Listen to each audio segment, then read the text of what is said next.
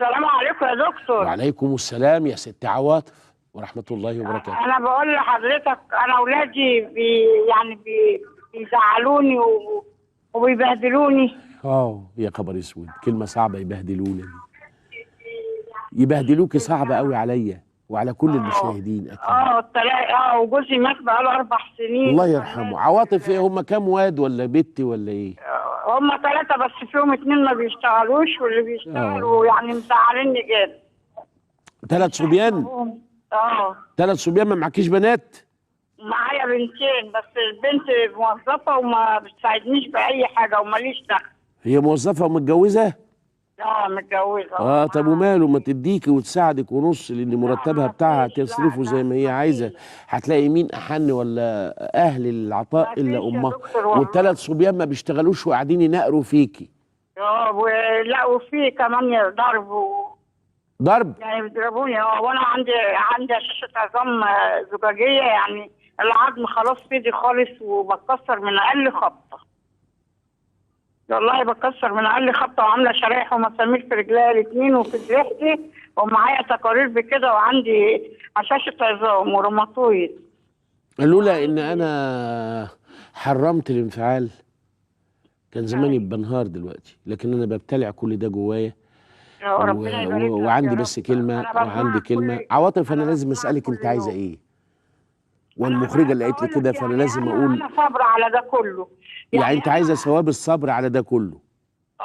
لا يا عواطف، انت هتروح النار، مش هتاخد الصبر على ده، هتروح النار. ليه بقى؟ ليه؟ عشان خاطر انا كنت تجيبي لهم الاسم وتسجنيهم. لما تعملي كده وتصبري على فراقهم تدخلي الجنه. قاعدين كده. بصي يا عواطف. نعم. انت عامله كده، عايزين نعدلك.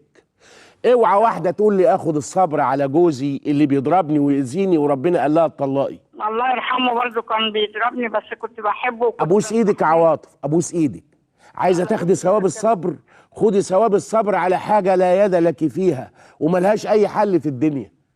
اللي عنده عيا لازم يتهاود وياخد الدواء ويصبر ديورنج. عواطف ممكن تسمعيني، انا اللي ابوس الهوى اللي حواليكي من غير ينفع علي كسر.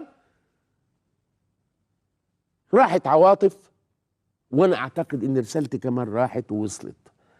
لو لابد من الاعاده، يا ريت الشباب في الكنترول ومعاهم الرئيسه يقولوا لي عيد تاني عشان احنا ما سمعناش. لو قالوا لي تمام رسالتك وصلت. امتى الصابر ياخد جواب؟ امتى يبقى صابر اساسا؟ يصبر على حاجه ملهاش حل. اي حاجه لها حل ما يبقاش اسمه صبر. اي حاجه لها حل، مفيش حاجه اسمها صبر مع وجود الحل ابدا ابدا ابدا. الصبر في الاسلام عشان تعرفوه شويه، لانه فايل كبير قوي. صبر الى مده. اصبر حتى يحكم الله. انتل اعفوا حتى يأتي الله بأمره. البقرة على اليمين. في الصبر دايما حتى.